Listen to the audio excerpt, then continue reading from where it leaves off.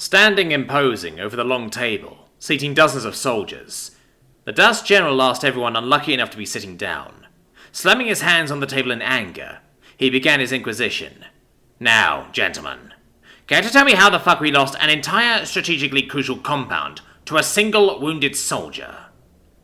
Sir, one particularly brave soldier spoke up. The human took us by surprise and hit us hard and fast before we had the chance to react. Everyone in the tent stood still and looked to the general with fear, and the soldier who spoke up with pity. Suddenly thanking the various gods, they believed in that it wasn't them to speak. As the tension became thick enough to strangle everyone in his presence, the general began moving over to the poor bastard who spoke up. Soldier, he continued his approach, as it was all the recruit could do to not collapse then and there. Do you think? He cut his own sentence off with a quick jab to the face. That is anything new? That I haven't been briefed on that same thing?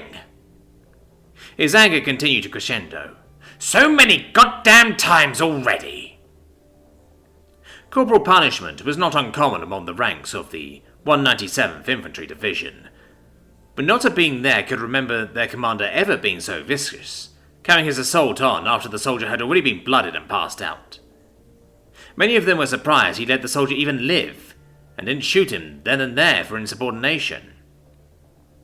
The general wiped his claws after his assault, and walked back to the far end of the table, standing proud and tall. Now that I believe we are all clear, someone give me an actual answer as to how 48 seasoned soldiers died, and millions of credits of equipment were damaged, if not blown to hell. Anyone in that room could have heard a pin drop from 2 miles away, as a single soul failed to speak up. If someone doesn't speak up right this instant, everyone left alive in this platoon will be shipped straight off to the capital and charged with insubordination. Speaking with hesitance when faced with an all-too-real threat of death, one of the newest additions to their squad began speaking. Sir, if I may, can I play the recording from the human's black box? Finally, we're getting somewhere. Yes, Private, play us the human's recording of his last hour. That might jog some of your memories. The soldier walked up to the general and set down the soldier's recording device. Strange human technology not a single Dust could properly identify. Using a program developed earlier in the war to hack these black boxes, as humans called them, made in the hopes of gaining valuable intelligence, the recording began playing. Starting with an injured human leaning against a bomber ship, embedded into the ground sideways, cutting the ground behind it in a fissure like someone dragged a giant sword through the ground. The human panted for a few seconds before he began speaking. I am Sergeant Samuel Perez. Leaning his head back and further struggling to catch his breath, there was a long pause before he spoke again, as the general and all of the soldiers stood still. My platoon was assigned to do a bombing run over a Dark-owned compound. The malice in his voice when the alien's race rolled off his tongue very nearly caused the commander to destroy the black box. As you can see, panning the camera as he spoke to a field of blood and rubble, we failed.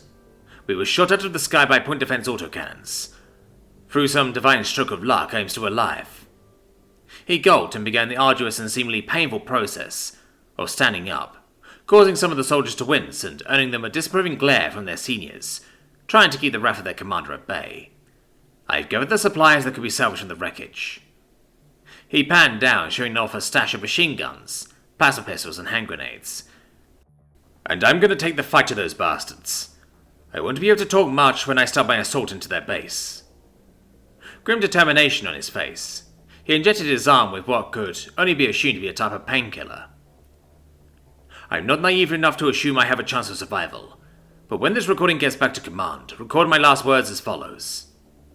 He paused and took a deep breath before speaking. To my wife, Laura Perez, my only regret is that I could not have come home to you, the most beautiful woman I've ever seen. I love you. Speaking his last words with determination not to win the battle, but just to end with more enemies dead than allies, he started walking up to the compound, taking up a plasma-edged knife and a submachine gun. Finding a spot where all that was stopping him to get in was a chain-link fence and a wall he planned to scale. Using the plasma knife, he cut a small hole in the fence, and just barely managed to pull himself and the sack of equipment through. He continued his suicide march and scaled the wall like an expert rock climber. He found the first Dusk in his rampage coming from behind with the knife and stabbing him in the back of the head, lobotomizing and melting the soldier's brain, and fractions of a second they didn't even have a chance to scream. The only thing aside from the video anyone could hear was the commander muttering to himself, "One down." The human continued into the base, through alleys and shortcuts. It was only at this point anyone realized the date in the footage was 3 days prior to the attack. The human had planned for 3 days before enacting his vengeance. We never stood a fucking chance.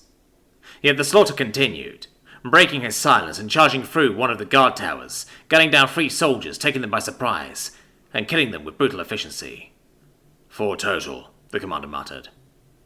In a stroke of genius, the human held a gun to the back of a terrified recruit and ordered him to speak through the speakers. "Attention all soldiers. We are currently under attack. Please proceed to the western gate to repel the enemies." It was only after the speaker stopped broadcasting, and the recruit looked over fearfully, that the gun went off. The soldiers looked around, assuming an ambush would meet them outside the gate. They were right about the first part. As soon as roughly 15 soldiers gathered, the human rained down high explosive and incendiary grenades, roasting them all alive, if they were lucky enough to not just get blown up. The soldiers were all terrified. Even the most seasoned veterans could not get desensitized to this slaughter. The commander even permitted the soldiers to leave if they wished. About 10 out of the 22 survivors left, while the more morbidly curious among them stayed and watched. Cover blown, the human rushed out the guard tower, meeting resistance at the door. They took stock, 3 submachine guns and 4 rifles, as well as a handful of grenades left. They took 2 of the submachine guns and blind fired around the corner, filling one full of holes and sending the other 3 reeling for cover. It's only then that the soldiers took note of their commander's silence at the guard tower, as they stated, 20. The military training of the Dusks had advised them not to all peek out of cover at the same time, in fear of losing the whole regiment to a hail of machine gun fire and plasma.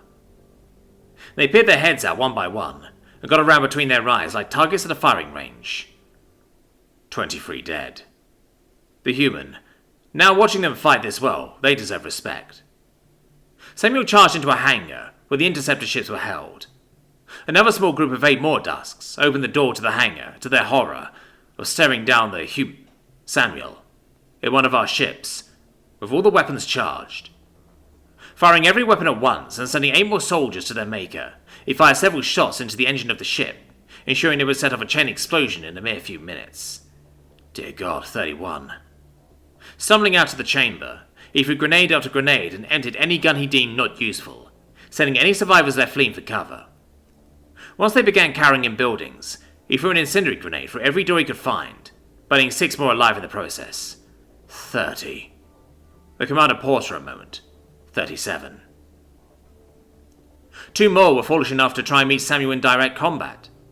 One put a round dead through his chest, and they thought they had at least halted the incident. Walking over to confirm his death, Samuel sprung like a pouncing beast. He cut one's throat open with the plasma knife he used to get in, before emptying the remaining gun he had on the other Dusk. The recoil sent him flying onto his back. He crawled over to the hangar, blood covering every part of his body, and produced a small golden container. It was opened to reveal pictures of a human woman standing with a child, and one with that woman and child was Samuel. "I love you, Laura. I'm sorry." The last thing the soldier ever said, before looking up at the sky, at the stars above, the stars on which we came seeking a war, and stars which he loathed with his whole being. He got 30 seconds to contemplate before the ship was set off, the blast setting off the munitions of the other ships in the hangar, whipping half the compound off the map. The only survivors, us 22, were lucky enough to not have been in the blast radius. The recording ended with the camera detached from his body by the blast, staring up into the night sky and blinking off. I only took 2 things away from that entire video, being lucky enough to not have witnessed it myself, and it was the only thing I wanted to do anymore. I turned in my badge that day and was given a discharge, allowed to leave but be shunned for my remaining days. I went home to my wife and found a job at a nearby factory. All I took away was the plea for mercy when the humans came. And when the day came, that fire rained from the sky as humans took our homeworld. A single video pinged from my head, and a single phrase occupied my thoughts.